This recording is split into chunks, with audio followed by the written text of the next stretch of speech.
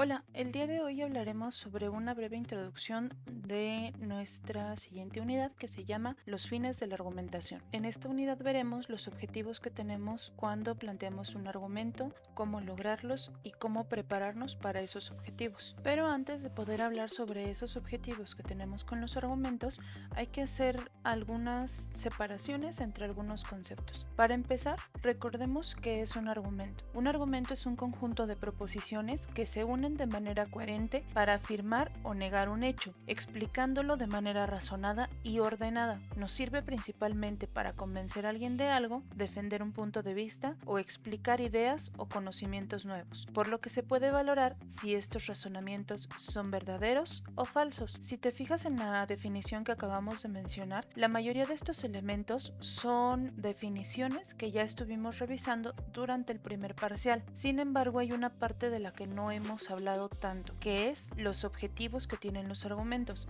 De eso se trata esta unidad. Ahora, en la unidad pasada estuvimos revisando lo que son las estructuras para crear argumentos y hay que hacer también algunas distinciones sobre los elementos que los conforman. A grandes rasgos decíamos en esa unidad que los elementos que componen al argumento son premisas y conclusiones. Una premisa es un antecedente que vamos a dar para poder explicar una idea principal. Entonces, un argumento no se trata de un problema ni de una pregunta, se trata del planteamiento de una idea y utilizamos las premisas como ese razonamiento que vamos a dar para poder llegar a la idea principal, que es nuestra conclusión. Es decir, no estamos tratando de solucionar o de responder nada, lo que estamos tratando de hacer es plantear esa idea, de tal manera que entonces las premisas son conjuntos de proposiciones que nos sirven como antecedentes para poder llegar de manera necesaria a la conclusión, que es nuestra idea principal, o también se le puede llamar tesis. Igual que hacíamos la diferencia entre premisa y pregunta o problema, y conclusión y solución o respuesta,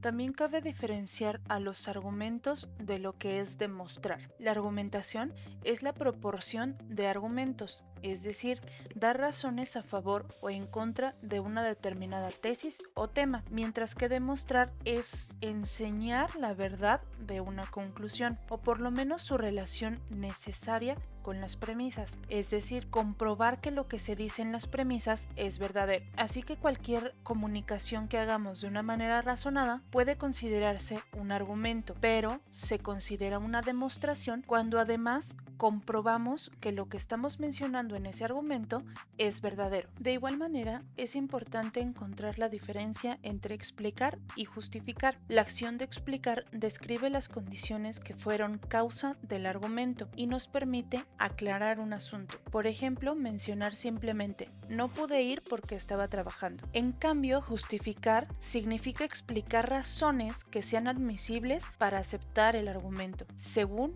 quien lo presenta y también quien lo recibe. Por ejemplo, no pude ir porque mi jefe no me dejó salir temprano del trabajo, aunque ya se lo había pedido. Si esta justificación se la damos a una persona que no trabaje en la misma empresa que ese sujeto que está hablando, entonces es posible que crea este enunciado. En cambio, si esta misma proposición se la hacemos a una persona que sepa que sí lo habían dejado salir temprano, entonces no va a creer. Por lo tanto, explicar es simplemente dar razones que sean buenas para nosotros, mientras que justificar consiste en la acción de dar razones que sean buenas tanto para mí como para la persona que las está escuchando. Ahora veamos uno de los objetivos principales de la argumentación, es decir, cómo debe ser la argumentación para que constituya una demostración científica. Bueno, en términos generales, se ha hecho uso del método científico para esto, o en su defecto de una serie de pasos ordenados que tomen en cuenta las variables iniciales y desarrollen un argumento que permita demostrar una hipótesis. A grandes rasgos, el proceso científico es el que tenemos en pantalla. Dependiendo de algunas ramas científicas, pueden incorporar o reducir algunos pasos. Sin embargo, a grandes rasgos podemos decir que esta es la forma natural en la que se presenta. Partimos de observar un fenómeno, es decir, de visualizar algo que está pasando en la naturaleza y tratar de comprender cómo es que funciona. De esa manera creamos una hipótesis, una proposición en la que tratemos de explicar cómo es que funciona ese fenómeno, para después partir a la experimentación, en la que vamos a manipular ese fenómeno para tratar de comprender realmente cómo funciona, ya sea descomponiéndolo o tratando de recrearlo. Si la experimentación sale bien, no es suficiente para demostrar que ese hecho sea cierto. Hay que realizar una demostración. En esa demostración lo que vamos a hacer es tratar de considerar todas las variables posibles a nuestra experimentación, de tal manera que entonces, ahora sí, hagamos todo lo necesario para comprobar que esa experimentación se hizo de manera correcta y que por lo tanto nuestra hipótesis es cierta o falsa, para que de esa manera podamos crear una tesis o una ley universal. Esta tesis o ley universal va a ser el resultado de nuestra investigación científica y se trata de un razonamiento o de un argumento presentado de una manera más concreta, en la que ya podemos observar ahora sí un conocimiento que ha pasado por todo este proceso para ser demostrado y para ser justificado. Entonces, en la tesis vamos a explicar todo lo que hicimos dentro del procedimiento para que cualquier persona que replique esos experimentos, la demostración y que trate de probar que nuestra hipótesis es correcta, obtenga siempre los mismos resultados que nosotros. De esta manera entonces podemos obtener conocimiento correcto. Pero recuerden